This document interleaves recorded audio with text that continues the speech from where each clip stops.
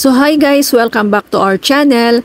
Ngayon mga ate, may bago ulit po akong isi-share sa inyo. Yun pong update ng Messenger ngayon, bagong update ng Messenger. Maganda po ito para sa ating mga anak, kamag-anak, para po matrace po natin kung yung mga activities po nila sa Messenger. At kung paano, panoorin mo ang video to hanggang sa matapos. So, i-open natin yung ating Messenger. I-click po natin yung tatlong guhit sa taas. Then, i-click po natin yung settings. Then, after nyan, makikita mo rin dyan yung for families, yung supervision. So, ayan po yan guys, yung bagong update ng Meta sa Messenger natin, Family Center. So, mag-create po tayo ng invite para ma-invite po natin yung kamag-anak natin, especially po yung mga anak natin. So, i-click lang po natin yung invite mga ate. Tapos, ito po yung makikita natin. Invite your team. So, ito po yung mga, you can invite your team to use supervision on Messenger. They need to accept before you can start supervising their account. So, kapag nag-send po tayo ng invitation, kailangan po niyang i-accept.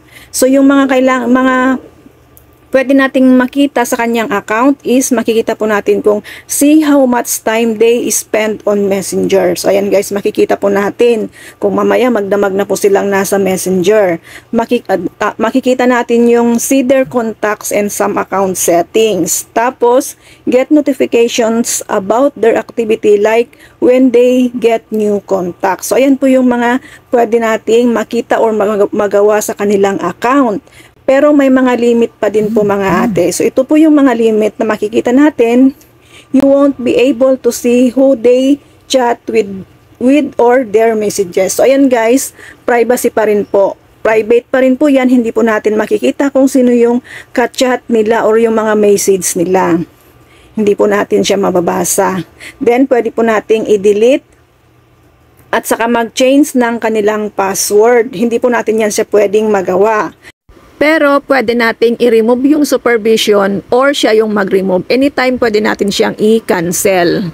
Create ng invite, i-click lang po natin itong create invite na yan. Tapos, mapupunta yan sa, ayan, i-send invite po natin. Ayan, dito sa Messenger. Tapos, isi-send po natin sa ating, for example, sa anak natin. Ayan. Wait lang po. So, ayan, isi-send po natin dyan. Ayan, kapag na-send na po yan, makikita natin dito sa ating Messenger. Wait lang po. Mag-back tayo. Ayan. Makikita natin dito sa Messenger, ayan, invite to set up supervision on Messenger. So, ayan, kailangan itong invitation na ito is i-accept ng inyong pinagsendan ng invite para magkaroon po kayo ng access sa kanilang Messenger. Makita po ninyo kung ilang oras na po silang nakababad dyan. So, ayun guys, pwede po natin itong magamit sa ating mga anak. Pero not sure po sa mga hindi ka-family. Pero malamang pwede po ito guys. Kasi kahit sino naman pwede mong i-add as family mo dun dito sa Messenger, di ba? Na may natutunan po kayo sa video to.